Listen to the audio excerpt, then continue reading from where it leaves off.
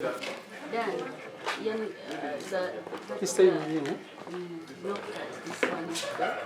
at photos. This one. Yeah, photo.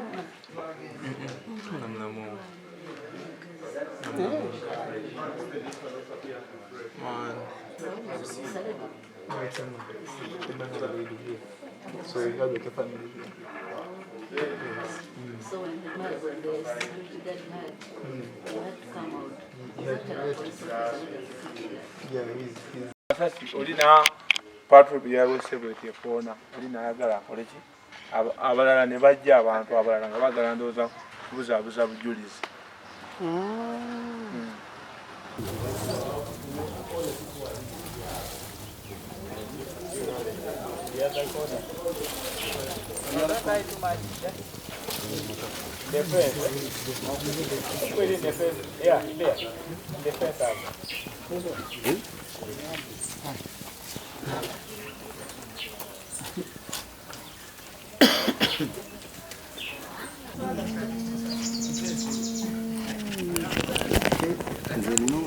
Kukkiriza nti abaana bano balaba bangi mu matendekero ag'amaanyi mulimu ababbi oli omuntu asoma naye nga babbi bali mu nsonyi ezo kati nakyo toyinza kiwakana.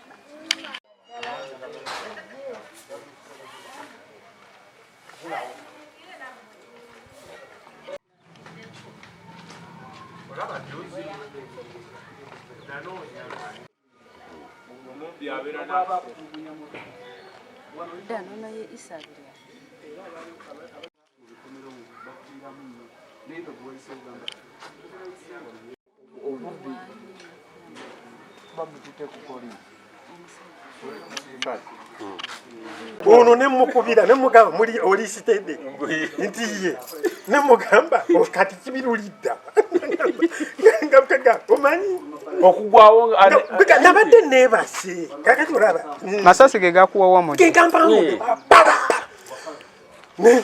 Nengamba madamu maiti Saulo ziringa meka musanvu muzigenda munana ono nti ye custodian wawa.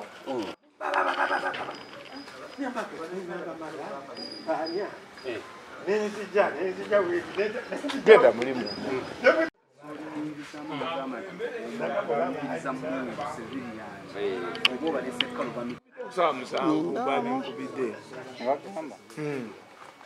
Era nsobola abantu bagenza okujja okumbuuza nkolere engoma.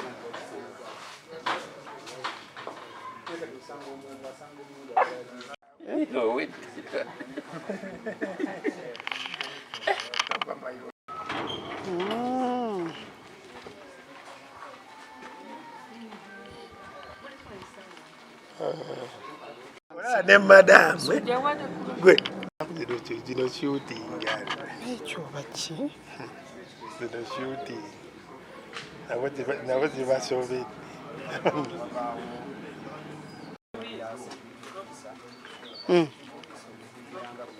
katulaba wande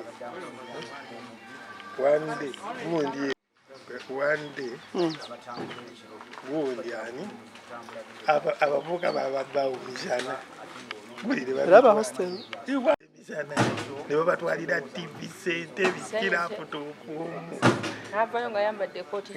nayambala ne kooti y'omuwalo gwabye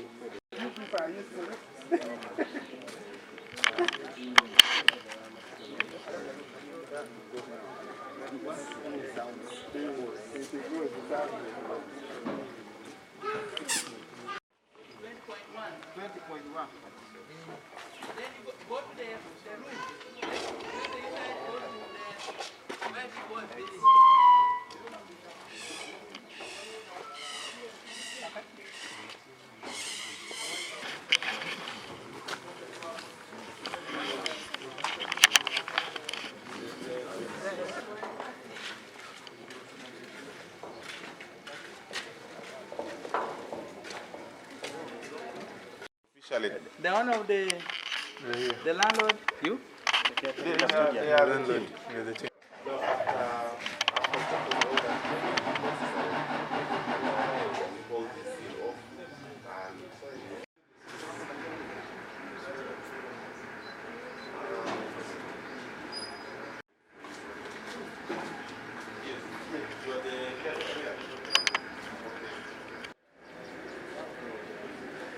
Can I have some of you around the client?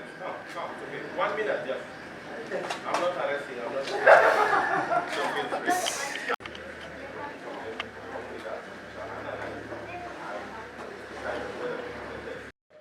But however, on security issues, we want to guide as follows. That please make sure you bring in security guards who should be guarding here daytime and nighttime. And when you're deploying security, avoid deploying single guards and above. Don't deploy only one person. When you deploy one person, that is out. That is not recommended. So deploy at least 2 and above. And make sure you extend the CCTV cameras to this side, because the other side only may not be enough to cover all these places. And at least get contacts of police officers nearby so that should anything happen, you call them and they respond faster. This one, the response time was a little bit not okay, in my estimation. So next time, let's do better. Bring security of your own, let them guard here 24/7, daytime, nighttime as well, okay? These are your people. The ones who stay here, they're in your hands, and therefore their security is paramount. We know the security of a country is on us as police, but work with us, okay? Don't leave it just in any person's hands. Work with us, we'll do a good job. So please, we are going to check on the victim and see how she is faring. Thank you, but don't cover me.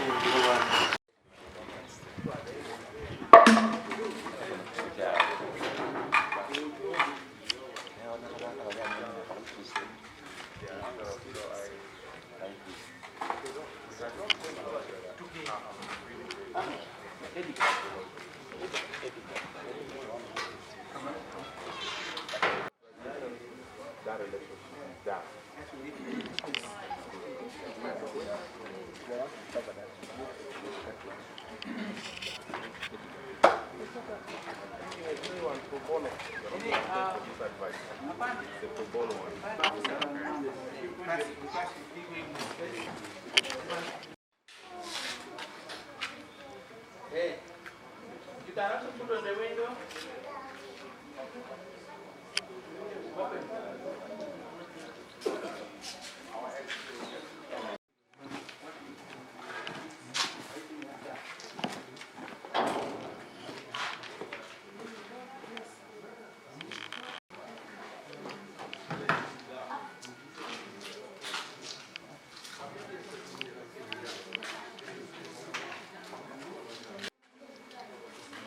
Okay.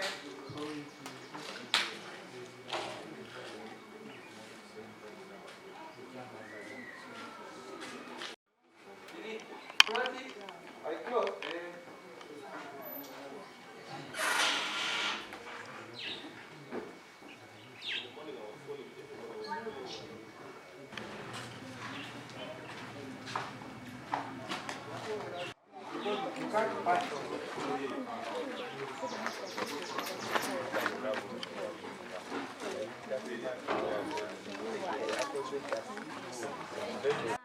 Jesus is my Savior.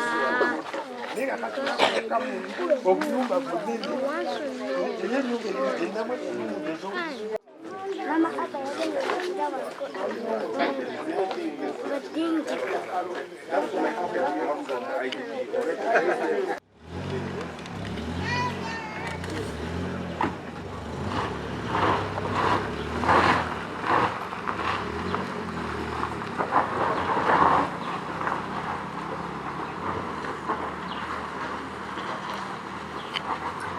badde budde bwa zibadde saa 7 ez'ekiro n'ekitundu ne bankubira essimu nti waliwo omuntu gwe bakubye amasasi.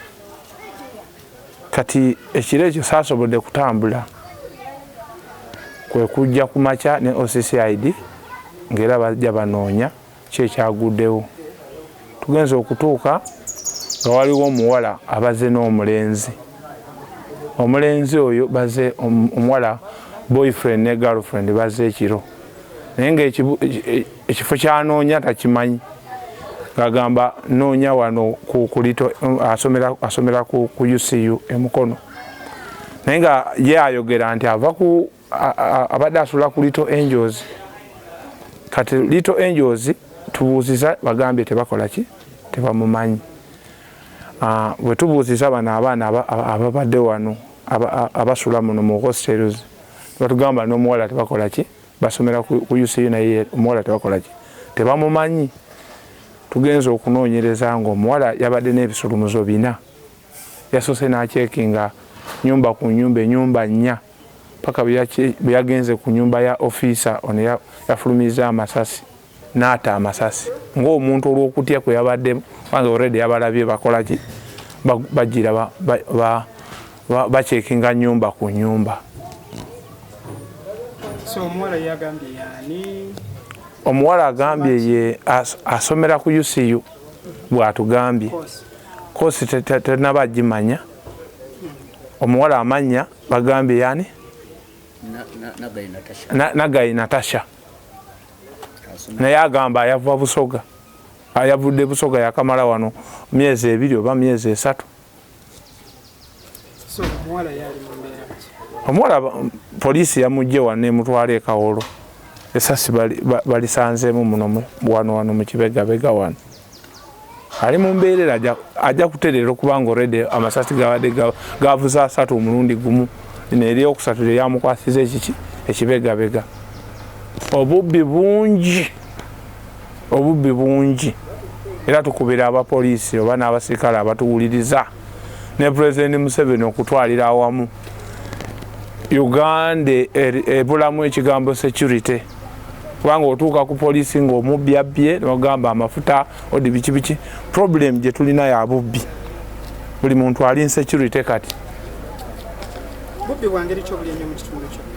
Bino bwakubba bintu bitono, omuntu oli amenye ennyumba n'ayingira n'abba. Era ne wano wennyini ekyateeredde omusirikale amasasi bakabbawo abaana 3. Bajja misana sawa 11 ne bajja ne bakola ki? Ne bagulawo amayumba balina ne zi master keys ne bagulawo ne bakola ki? Ne babba. Tulipotinga buli kiseera. Era buli kiseera tukuba amasimu tubagamba nayo problem eriwo. Tusaba ab'ebyokwerinda batuyambe mukono erina ekizibu ky'obubbi. Kyenyo ekyongezza ekibuduumudde bwekityo obubbi. Abantu baavu. Era kati omuvubuka akugamba nti nze nina kweyiya bw'aba tugamba. Osanga obubbi oli agurabinga ennaku ezo mbadde tugobagana n'ababbi ababba egundi abakwata abakyala ekiro n'obusawo. Ebiseera ebyo mbadde nwanagala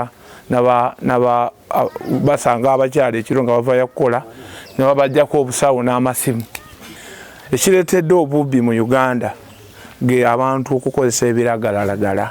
Ate nga abalamuzi batugamba nti okukozesa ebiragalalagala babikkiriza naye ebiragala ebyo omuntu bw'abuleeza okunywa ekiddako okukola ki?